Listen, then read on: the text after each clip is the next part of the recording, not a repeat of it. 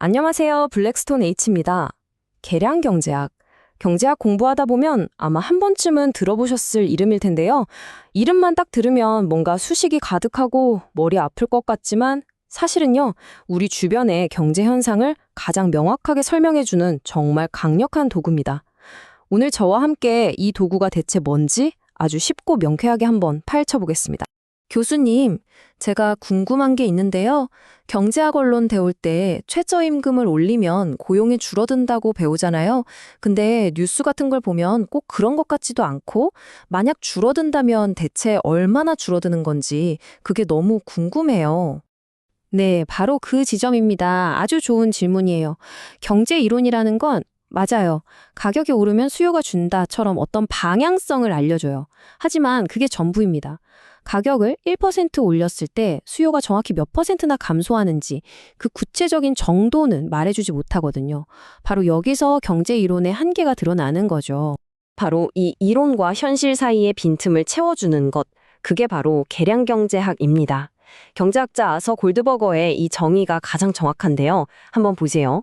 계량경제학은 추상적인 경제 이론에다가 수학이랑 통계라는 구체적인 도구를 장착해서 실제 데이터를 가지고 현실 세계를 분석하는 학문이라는 겁니다. 한마디로 이론과 현실을 이어주는 튼튼한 다리라고 할 수 있겠죠. 자, 그럼 이 다리가 대체 어떻게 만들어지는 건지 그 구조를 한번 들여다볼까요?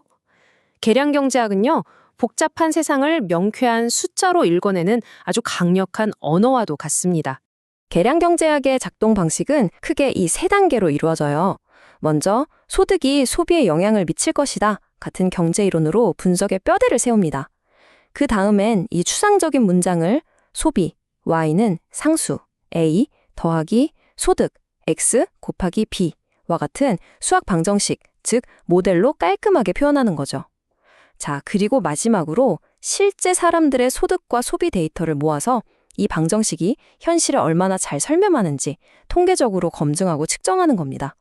어때요? 이론, 수학, 통계, 이 세 가지가 완벽하게 결합되는 거죠. 그러니까 계량경제학의 핵심은 딱 한 문장으로 이거예요. 막연했던 경제 이론에 실제 데이터를 기반으로 한 경험적 내용, 즉 생명력을 불어넣는 것. 소득이 늘면 소비가 늘겠지라는 막연한 이론에 데이터를 보니 소득이 100만 원 늘 때 소비는 평균 70만 원 늘더라는 구체적인 숫자를 딱 제시해주는 겁니다. 정말 매력적이지 않나요? 자, 그런데 여기서 많은 분들이, 특히 우리 학생들이 좀 헷갈려하는 부분이 있어요. 교수님, 계량경제학이랑 비슷비슷한 이름의 학문들이 너무 많아요 하는 건데요. 그 차이를 명확하게 짚고 넘어가 보죠. 맞아요, 교수님. 수리경제학, 경제통계학, 계량경제학, 다들 수학이랑 통계를 쓰는 것 같아서 솔직히 그게 그거 같고 뭐가 다른 건지 늘 헷갈렸어요. 이 표를 보시면 그 차이가 아주 명확하게 보일 겁니다. 자, 보세요. 맨 왼쪽 수리경제학은 경제 이론을 수학 공식으로 번역하는 역할, 딱 거기까지입니다. 가운데 경제통계학은 GDP나 실업률 같은 데이터를 열심히 모으고 정리하는 데 집중하죠. 하지만 맨 오른쪽 우리의 주인공 계량경제학은 이 둘을 모두 활용합니다. 즉, 수학으로 만든 이론 모델을 통계청에서 얻은 실제 데이터로 검증하고 측정해서 그래서 가격이 2% 오르면 수요는 대체 몇 퍼센트나 감소하는데 같은 현실적인 질문에 답을 찾아내는 거죠. 이론과 현실을 연결하는 최종 목적지, 그게 바로 계량경제학입니다. 자, 이제 계량경제학이 대칭 어떤 건지 감이 오시죠? 그렇다면 이 학문이 왜 이렇게 중요할까요? 그 이유는 아주 간단하고 명료합니다. 바로 압도적인 실용성 때문이에요. 첫째, 정부 정책의 효과를 객관적인 숫자로 평가할 수 있습니다. 예를 들어 정부가 세금을 깎아주는 정책을 썼다고 해봐요. 그럴 때 막연히 경제가 좋아졌을 거야 라고 추측하는 게 아니라 데이터를 통해서 소비가 정확히 몇 조 원 늘었고 일자리는 몇만 개 창출되었다. 이렇게 정확하게 그 성과를 측정할 수 있게 되는 겁니다. 증거에 기반한 정책 평가가 가능해지는 거죠. 둘째, 기업 경영에 없어서는 안 될 예측을 제공합니다. 과거의 매출 데이터, 광고비, 계절적 요인 같은 것들을 쫙 분석해서 다음 분기 우리 회사 매출은 이 정도가 될 것이다 라고 예측할 수 있어요. 이걸 바탕으로 생산 계획도 세우고 마케팅 전략도 짜는 거죠. 불확실한 미래를 항해하는 데 필요한 합리적인 나침반이 되어주는 셈입니다.